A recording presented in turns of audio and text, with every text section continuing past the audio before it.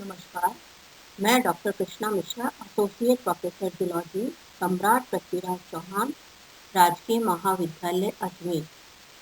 हमारे आज के इस टॉपिक के अंदर हम गैमेटोजेनेसिस यानी कि युग्मक जनन के बारे में स्टडी करेंगे। गैमेटोजेनेसिस यानी कि युग्मक जनन यह वह प्रोसेस है जिसके अंदर डिप्लॉयड कोशिका मियोसिस तथा सेल डिफरेंशिएशन के द्वारा हैप्लॉयड कोशिका के अंदर बदलती है और ये हैप्लॉयड कोशिका जो है वो गैमेट्स कहलाती है। मेल इंडिविजुअल के अंदर यानी कि नर के अंदर ये जो गैमेटोजेनेसिस है इसको स्पर्मेटोजेनेसिस कहा जाता है और इसके द्वारा स्पर्मेटोजोआ का प्रोडक्शन होता है, जबकि फीमेल के अंदर यानी कि मादा इंडिविजुअल के अंदर यह प्रोसेस oogenesis कहलाता है और इसके द्वारा ओवम का प्रोडक्शन होता है। गैमेटोजेनेसिस के द्वारा पेरेंट्स की इंफॉर्मेशन नेक्स्ट प्रोजेनी जो है उसमें जाती हैं, यानी कि ये इंफॉर्मेशन कैरियर ऑफ पेरेंट्स जो है उसका रोल प्ले करता है। इसके अलावा ये क्रोमोसोम नंबर को भी मेंटेन करता है, क्योंकि गैमेटोजेनेसिस के अंदर मियोसिस होती है।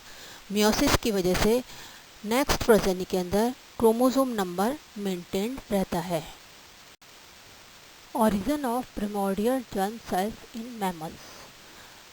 प्रिमोर्डियल जर्म सेल्स क्या होती हैं?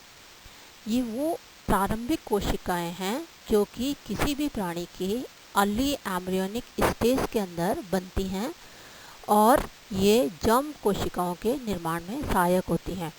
ये कोशिकाएं जो हैं अपनी फॉर्मेशन के बाद बनने के बाद गैमीट प्रोडक्शन की साइट पर पहुंचती हैं। मैमल्स की यदि बात की जाए तो मैमल्स के अंदर इनका ओरिजिन एक्स्ट्रा गोनेडल होता है, यानी कि गोनेड्स के बाहर की तरफ ये ओरिजिनेट होती हैं। ह्यूमन के अंदर ये योक सैक की एंडोडर्मल एपिथेलियम के अंदर बनती हैं और वहाँ पर जो एलेंटोइस का जो स्टॉक होता है उस पर दिखाई देती हैं। यहाँ से ये माइग्रेट होकर के मीजनकाइमल तक पहुँच जाती हैं और फाइनली जर्मिनल रिज के अंदर अपनी पोजीशन ले लेती हैं।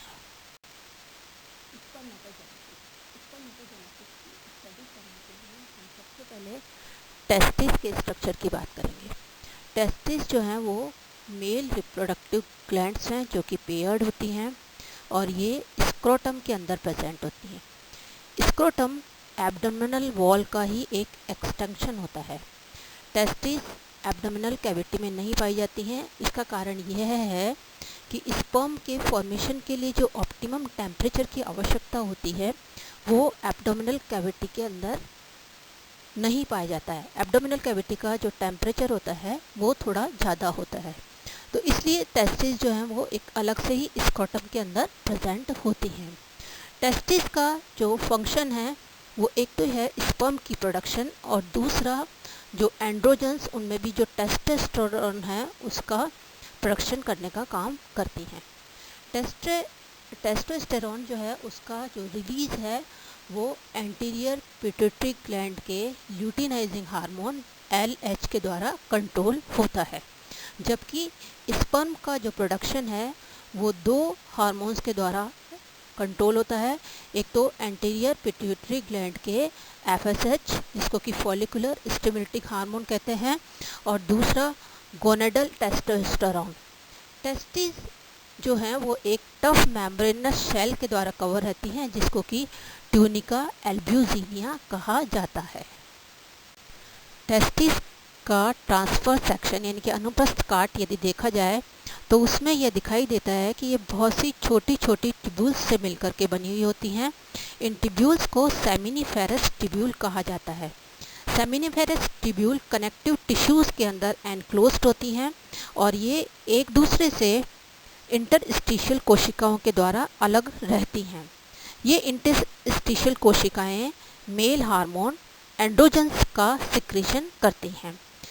डेवलपिंग स्पर्म जो हैं वो सेमिनिफेरस ट्यूब्यूल्स जो है उससे माइग्रेट होकर के एपिडिडाइमिस के अंदर पहुंचते हैं और वहाँ पर इन स्पर्म का मैचुरेशन होता है। सेमिनिफेरस ट्यूब्यूल्स में दो प्रकार के ऊतक होते हैं, दो प्रकार के टिश्यूज़ होते हैं, एक जर्मिनल टिश्यूज़ और दूसरे सोमैटिक टिश्यूज़। जर्मिनल टिश्यूज़ जो कि सेमिनिफेरस जो ट्यूब्यूल्स हैं उनको लाइन करते हैं, उनका मार्जिन बनाते हैं, उनको जर्मिनल एपिथेलियम कहा जाता है।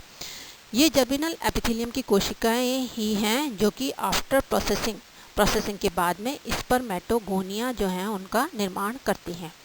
दूसरे सोमेटिक टिश्यू जो हैं वो टॉल होते हैं और कोल्यूमिनर कोशिकाओं के द्वारा बने हुए होते हैं, जिनको कि सर्टोली की कोशिकाएं कहते हैं।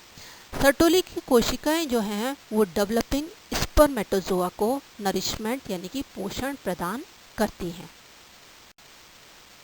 इस प्रेजेंटेशन में हमने प्रिमोर्डियल जर्म सेल्स के ओरिजिन के बारे में तथा टेस्टिस और सेमिनिफेरस ट्यूब्यूल्स के स्ट्रक्चर के बारे में स्टडी किया है। अब इसी के कंटिन्यूएशन में हम स्टार्ट करेंगे स्पर्मेटोजेनेसिस का प्रोसेस, जो कि नेक्स्ट प्रेजेंटेशन में स्टार्ट किया जाएगा। थैंक्स।